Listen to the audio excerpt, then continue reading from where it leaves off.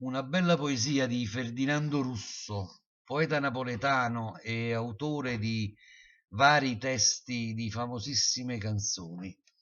È la storia d'amore tra una cacata solitaria e un strunzino pompiere. Nurn, una cacata solitaria, me s'ha nascosto rinda nu sentiero, co sole lui e co profumo l'aria, s'annamorai lo strunzino pompiere.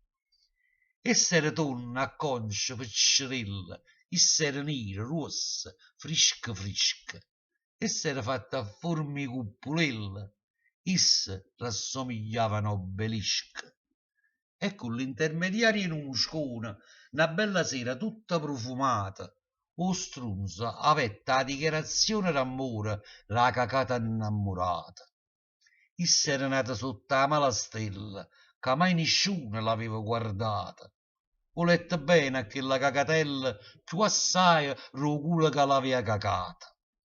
Ma stavano lontane, e sulla luna, e sulle prede, e sulle frasche verde, sapevano i dormienti a uno, e chi li lui sperduti piezzi in merda.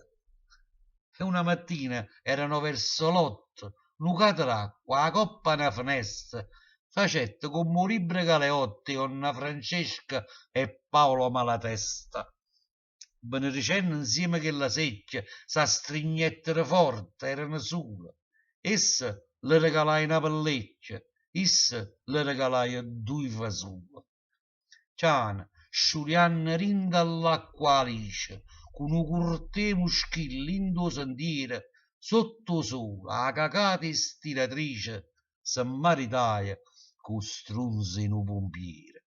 E in viaggio in nozze, zettera abbracciata, mise a due piezzi i candere scassati.